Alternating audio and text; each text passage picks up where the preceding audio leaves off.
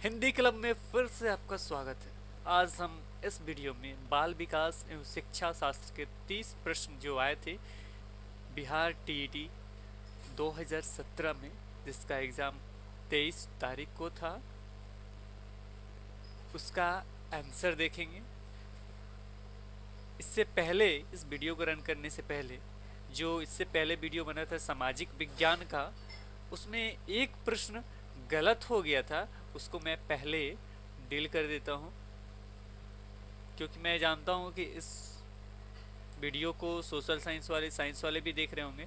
देखिए, पुहार होता है दक्षिण भारत का समकालीन बंदरगाह होता है, 82 नंबर।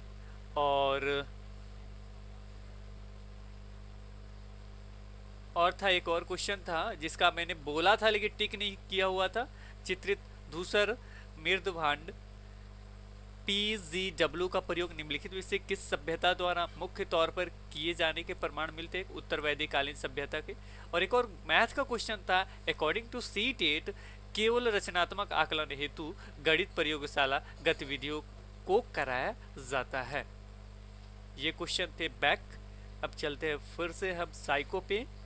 साइको, मैं मानता हूँ साइको थोड़ा टफ था, कुछ कुछ खास ही टफ था, लेकिन आइए इसको हल करते हैं हम लोग। किसी भी अनुक्रिया की विलुप्ति सबसे कठिन होती है जब आंशिक पुनर्बलन दिया जाए। ये सतत पुनर्बलन क्या होता है? लगातार दिए जा रहे हैं, तो उसमें क्या होता है, बच्चे गलत करे या सही करे तो उसको पुनर्बलन मिलेगा ही, तो वो विलुप्ति तुरंत हो जाएगी। बट आंशिक होता है कि आप सही भी करते हो तो हो सकता है कि मिल भी सकता है, नहीं भी मिल सकता है, तो इसे कहते हैं आंशिक पुनर्बलन। इसके बारे में ज़्यादा डिफाइन भी कर सकता हूँ, लेकिन हमें जल्दी से जल्दी सॉल्व करना है इसको। तो यहाँ आंसर होगा आंशिक पुनर्बलन। इसका मतलब कि जब बच्चा कोई कार्य करता है तो उसकी विलुप्ति जो होगी बहुत देर से होगी। सतत पुनर्बलन से तुरंत हो जाती है, आंशिक पुनर्बलन में देर से होती है। नेक्स्ट क्वेश्चन पे चलते हैं।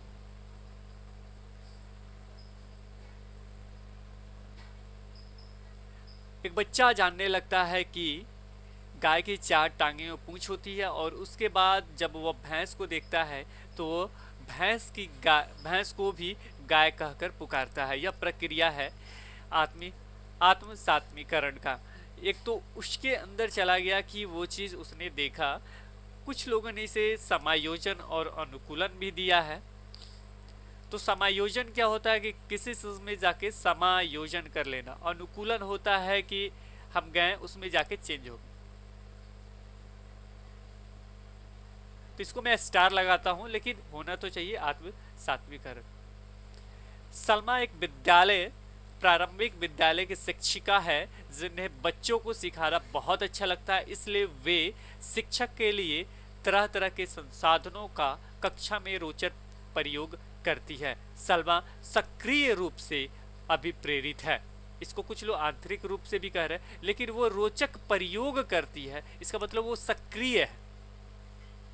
नेक्स्ट क्वेश्चन है, कक्षा 8 या 9 के बच्चे सामान्यतः निम्नलिखित में से किस अवस्था में होते हैं? तो किशोरा अवस्था में। कुछ बाल्यावस्था को भी कह रहे, लेकिन किशोरावस्था ही होना चाहिए। निम्न में से कौन सा स्तंभ learning the treasure with in नामक रिपोर्ट में वर्णित रही है? तो ये है लर्निंग टू एडजस्ट। राष्ट्रीय पाठ्यचर्या की रूपरेखा 2005 निम्नलिखित में से किस विकल्प पर जोर नहीं देती है? तो अंतः क्रिया और वार्तालाप द्वारा अधिगम के बजाय, देखिए यह बजाय शब्द लगाया है इसीलिए ये जोर नहीं देती है। विषय वस्तु केंद्रित शिक्षण को प्रोत्साहित किया जाना चाहिए। प्रोत्साहित यानी जो भी उसका शिक्षण है उसको प्रोत्साहित किया जाना चाहिए, इसके कारण ये गलत हो जाएगा। आप निम्न में से किस संदर्भ को शिक्षण कार्य को प्रभावशाली बनाने हेतु सर्वाधिक उपयुक्त मानते हैं? तो जिसमें शिक्षार्थी स्वायत्ता और स्वतंत्र है। ये तो आप जानते ही होंगे सामान्य से विशिष्ट की ओर आगमन विधि ये सम्मिलित नहीं है, बताया भी था कि इससे क्वेश्चन रहेंगे। कक्षा में वास्तविक सांसारिक समस्याओं से संबंध जटिल परियोजनाओं पर कार्य करते हुए अध्यापक एवं छात्र एक दूसरे के अनुभव से परस्पर सीखते रहते हैं। उदाहरण है, कुछ लोग इसको रचनात्मक कर रहे हैं, लेकिन समस्या केंद्रित कक्षा होना चाहिए, क्योंकि वहां कुछ रचना नहीं हो रही है, वो जो भी समस्या है उस पर परियोजना कर रहे हैं और वो सीखते हैं उससे। अगला नेक्स्ट क्वेश्चन है, सांस्कृतिकरण। संस्कृतिकरण की समाजशास्त्रीय सिद्धांत के प्रतिपादक हैं एम.एन. श्रीनिवास। एक विद्यालय में शिक्षा की गुणवत्ता का अति महत्वपूर्ण सूचक है विद्यार्थी की उपलब्धि स्तर, स्टार लगा है मेरे इस पे, फॉर एवरी चाइल्ड तथा यूनाइटेड फॉर चिल्ड्रन स्लोगन निम्नलिखित में से किस संस्था का है? यूनिसेफ। वयस्क व्यक्ति के शिक्षा प्रशिक्षण के सिद्धांत और तरीकों से संबंधित है एंड्रागोजी, जो हम लोग के विषय में था भी नहीं, लेकिन एंड्रागोजी तो क्वेश्चन आया तो पूछ रहे। बहुत सारे क्वेश्चन है जो सिलेबस से संबंधित रही थे, लेकिन जब क्वेश्चन आए साइकोलॉजी का मतलब ही होता है कहीं से उठा कर दे देगा। राष्ट्रीय पाठ्यचर्या के रूपरेखा 2005 की तुलना में बिहार पाठ्यचर्या की रूपरेखा 2008 में निम्नलिखित में से किस पर एक विशिष्ट अध्याय है? तो ग्रामीण शिक्षा के लिए पाठ्यचर्या। लर्निंग आउटकम को लेकर शिक्षा के अधिकार अधिनियम में संशोधन के संबंध में निम्न में से कथन सही है? तो इसका उपरोक्त सभी हो जाएगा। ये आप ऐसे भी नॉर्मल तरीके से देखेंगे तो सब कुछ हो रहा है। सीसीआई तो आया ही है, को आरटी अधिनियम के संशोधन कर 2017 में जोड़ा गया है, तो ये सभी हो जाएगा। इसमें से सभी प्रारंभिक कक्षाओं के लिए कक्षावार एवं विषयवार लर्निंग आउटकम को तैयार करना ही होता है। पुस्तक उम्मीदों का शिक्षा शास्त्र के लेखक है पाउलो फेरे। बिहार में गठित सामान्य विद्यालय प्रणाली आयोग में निम्नलिखित में से कौन सा संबंध रही है? इसको मेरे स्टार मारा है। देखिए, प्रोफेसर मुकुंद चंद दुबे तो होगा रही, क्योंकि उस समय वो अध्यक्ष थे, तो प्रोफेसर कृष्ण कुमार हो सकता है। किसी पाठ को जल्दी पूरा करने के लिए शिक्षक अपनी पसंद के कुछ बच्चों से अपेक्षित उत्तर पूछ लेता है, पाठ्य समाप्त करता है। इससे आशय निकाला जा सकता है। देखिए, ये कभी नहीं होना चाहिए कि आप जल्दी जल्दी पाठ को खत्म कर रहा है, स्टार्टिंग में कुछ बच्चों से पूछे जो आपको पसंद है, जो उत्तर दे सकते हैं, बात खत्म किया। तो ये नहीं होना चाहिए। तो ये बाकी बच्चों के संदर्भ में सीखने के समान अधिकारों के खिलाफ है, सीखने के समान अधिकारों के खिलाफ है। बच्चों को शैक्षिक भ्रमण पर ले जाना जरूरी है, क्योंकि यह बच्चों के अनुभव आधारित सीखने का सशक्त माध्यम है। जेंडर समानता से तात्पर्य है स्त्री और पुरुष के सामाजिक भूमिकाओं में सार्थक समानता लाना। निम्नलिखित में से कौन सा कथन सही नहीं है? कुछ लोग इसको व्यवहार में क्षणिक परिवर्तन सीखने के दायरे में नहीं आता, इसे लगा है। ये बता दूं, ये होता है। परिवक्ता सीखने पर निर्भर करता है, ये सही होना चाहिए। प्रेरणा अधिगम के लिए पूर्व सत्र है, शर्त है, इसको मैंने स्टार लगाया है। ये बहुत ही अच्छा क्वेश्चन था। वाइगोट्स्की के अनुसार बच्चे जब कुछ नया सीख रहे होते हैं तो उन्हें हुनरमंद व्यक्ति के सहारे की आवश्यकता होती है। इस प्रत्यय को उन्होंने क्या संज्ञा दिया है? स्कैफोल्डिंग दी है। स्कैफोल्डिंग और विकास निकट क्षेत्र क्या होता है? विकास निकट क्षेत्र हो गया कि आपका कोई बच्चा हेल्प कर रहा और साथ में जो बच्चे के पास नॉलेज है, तो बीच के क्षेत्र को हम लोग विकास का क्षेत्र, विकास का निकट क्षेत्र कहते हैं। और स्कैफोल्डिंग में जब उसके टीचर और उसके पेरेंट्स हेल्प करते हैं तो उसको स्कैफोल्डिंग कहते हैं। नेक्स्ट क्वेश्चन है,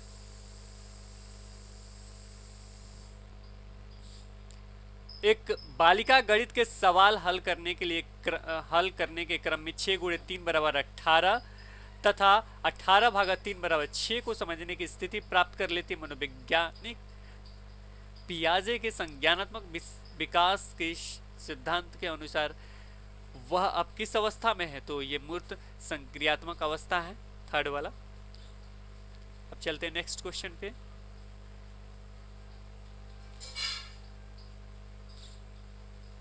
अपने बच्चे को खेलते आपने बच्चे को खेलते हुए स्वयं से बातें करते देखा होगा। संज्ञानात्मक विकास के संदर्भ में आप इसे किस रूप में देखते हैं? व्यक्तिगत वार्तालाप आंतरिक वार्तालाप में बदल जाता है, जो चिंतन के विकास में सहायी होता है। निम्नलिखित में कौन सा विकल्प गार्डनर द्वारा प्रतिपादित बहुबुद्धि सिद्धांत में शामिल है? स्थानिक बुद्धि, सांगीतिक बुद्धि, अस्तित्ववादी बुद्धि। ये तीनों होते हैं, बट इसमें एक चीज गलत दिया है, वो है TAIL लिखा है, TIAL होना चाहिए। तो इसमें बहुत सारे लोगों ने कंफ्यूजन किया और इसको गलत किया है अंग्रेजी देख के। तो आप इसके रिगार्डिंग अगर चाहे तो मेल कर सकते हैं, लेकिन वैसे ये तीनों होगा।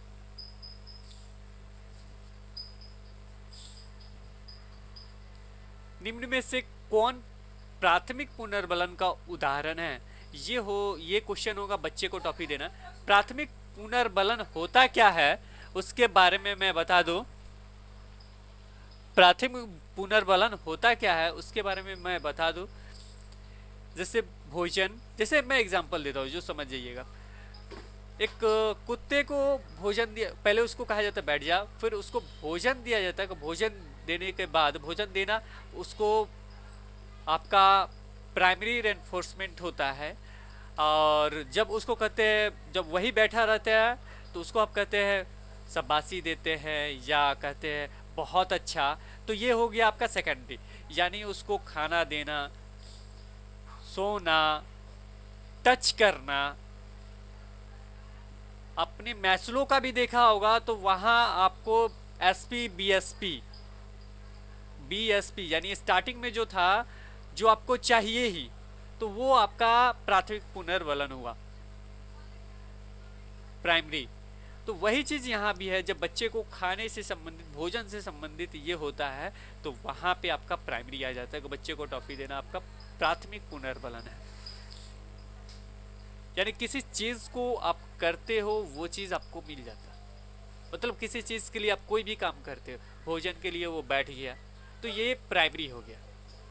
टॉफी के लिए कोई कार्य किया तो ये प्राइमरी हो गया, वो टॉफी देना आपका प्राइमरी हो गया। कसौटी संदर्भित मूल्यांकन ज्ञान के सापेक्ष स्थिति में मूल्यांकन होता है। ये कसौटी संबंधित संदर्भित मूल्यांकन क्या होता है मैं बता देता हूँ उसको। इसमें होता है कि आपने बच्चे से कहा कि बच्चा मेरा सीखा है कि नहीं, इसका मूल्यांकन करते हैं। और पहले से हम सापेक्ष स्थिति में रहते कि ये वो सीख गया होगा, जब इसका मूल्यांकन करते हैं तो उसी को कहते हैं कसौटी संदर्भित मूल्यांकन। तो ये ज्ञान के सापेक्ष स्थिति के मूल्यांकन से है।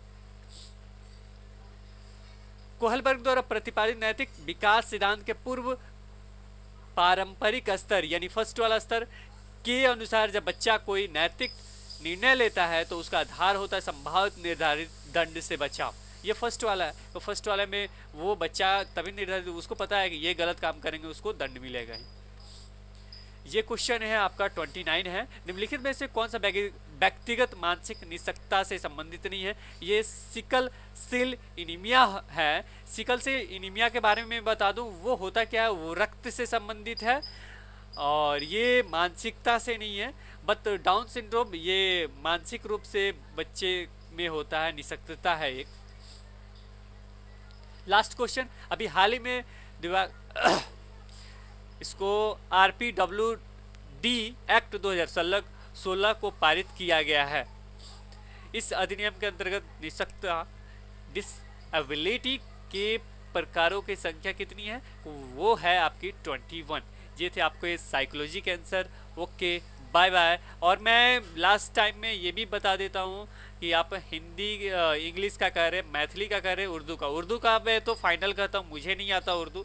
मैथिली का किसी से बात हुई है, आई विल ट्राई कि अगर उससे मेरी बात हो जाती है तो मैं मैथिली का दे सकता। इंग्लिश का मैं ट्राई करूँगा। संस्कृत के लिए मैं कुछ नहीं कर सकता। मे भी मैं देखता हूँ कैसा क्वेश्चन है, अगर मैं डील कर पाऊँगा संस्कृत का आएगा। 1 to 5 के लिए तो मैं कभी कोई वीडियो नहीं बनाता हूँ, लेकिन कोशिश करूँगा 1 to 5 का आंसर की मैं ज़रूर बनाऊँ। Okay, bye bye, thank you.